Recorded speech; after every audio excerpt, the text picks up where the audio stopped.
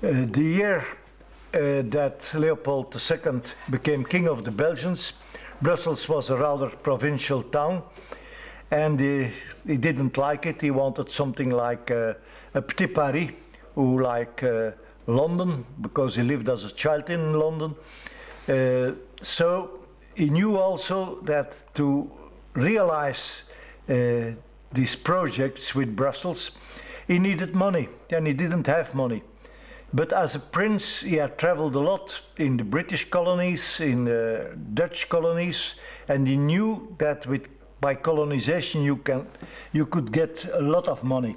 So he was looking for a colony, and he got it in 1885 at the Conference of Berlin, and it became the independent state of the Congo, his private property. He got it in Europe, but he had to conquer it, so he had to make some wars against, for example, the Swahili from the east, who controlled the traffic of ivory, and ivory was with rubber one of the main products which were products that made a lot of money. He had also to make a war in Katanga against the sovereign who controlled the mining business there, and there were already copper mines long time before colonization in Katanga. So he had to make a war, and he had to finance the war also. That's why he made an alliance with the big industry in Wallonia, in Brussels, and in Antwerp. After those wars were over, the money came in because the rubber and the ivory were making a lot of money, and he could start his urbanization of Brussels. He built some buildings, mostly for himself. The exception is the big arcades at the Cinquantenaire Park.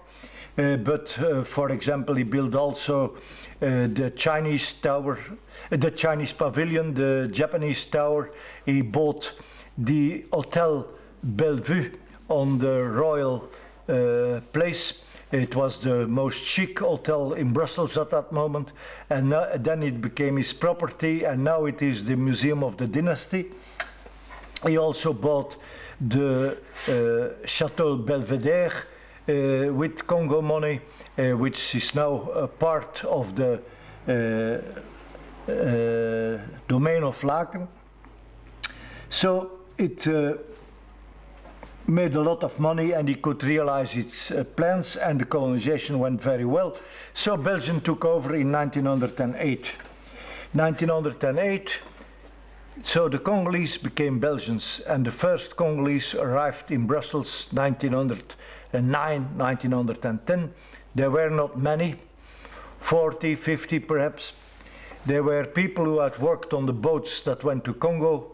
That were people who worked for families, white families in the Congo, who came on holidays in Brussels, and then they quit their job and they start living in the popular quarters of Brussels around the Beurs and in the Rue de Flandre.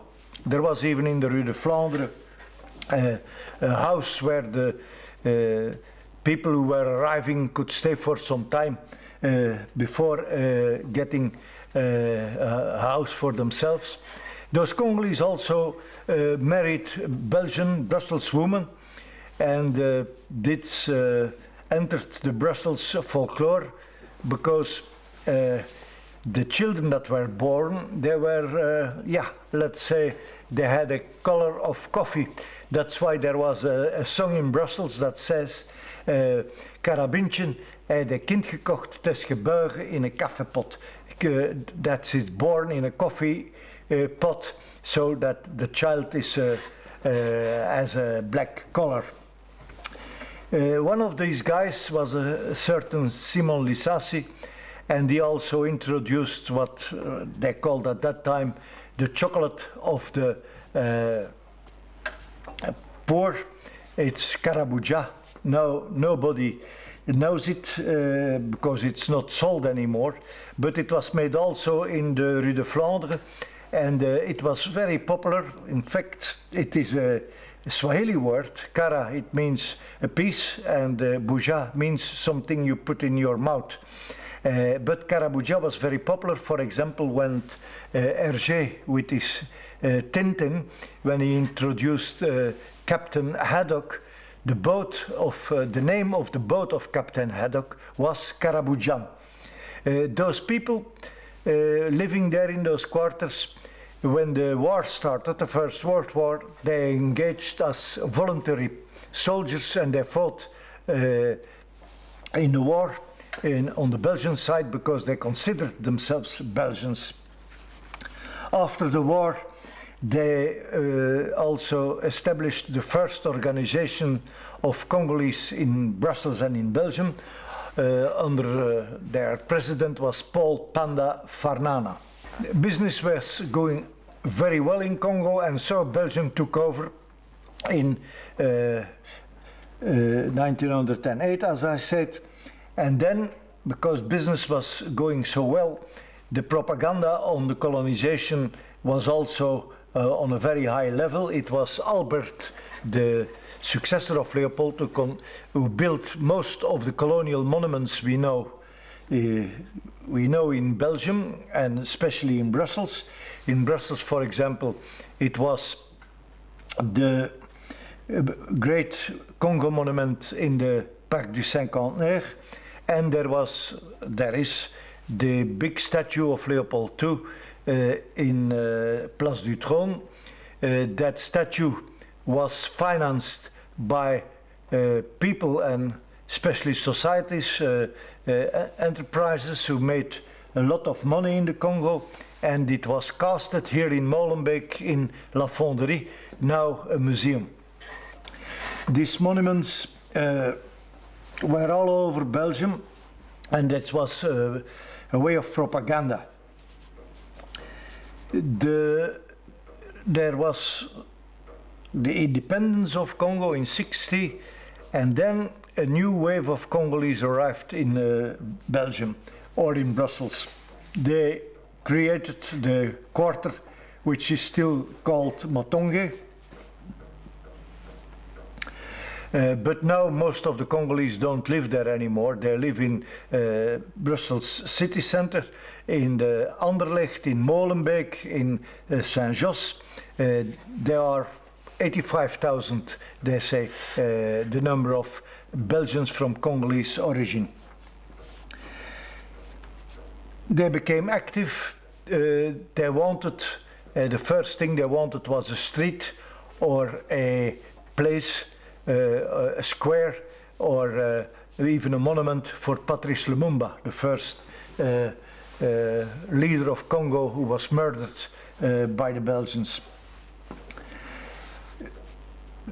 They were joined afterwards in 2004 by white activists who also went against colonization, and it was after a film was shown, film of the BBC, White King, Red Rubber, Black Death, on Belgian television, and then people started to make actions against these colonial monuments, especially the monument of Leopold II at the Place du Trône, and also a monument of a General Storms, that's in the European quarter.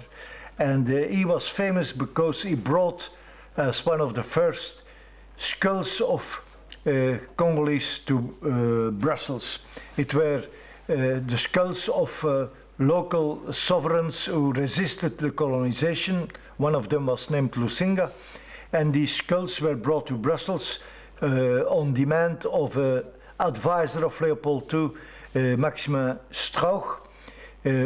Storms was not the only one who brought skulls here. There are now something like 300 skulls in Belgian collections, and those skulls were used at the University of Brussels to develop a racist theory.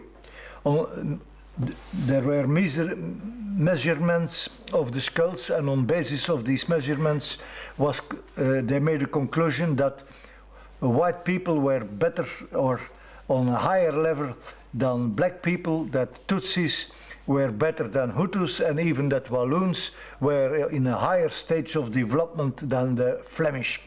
This was a basis for racism in the colony, and that's why it's good that there are also actions against this monument and not only against those of Leopold II. These actions were very frequently, and in 2020 the Brussels Parliament made a resolution to decolonize the public space, which is a very good resolution, but I think we have to go further and decolonize also history, because colonial history, it's the view of the colonizer, not of the local people, and also because this colonizing developed stereotypes on black people who still influence now the racism that we know today.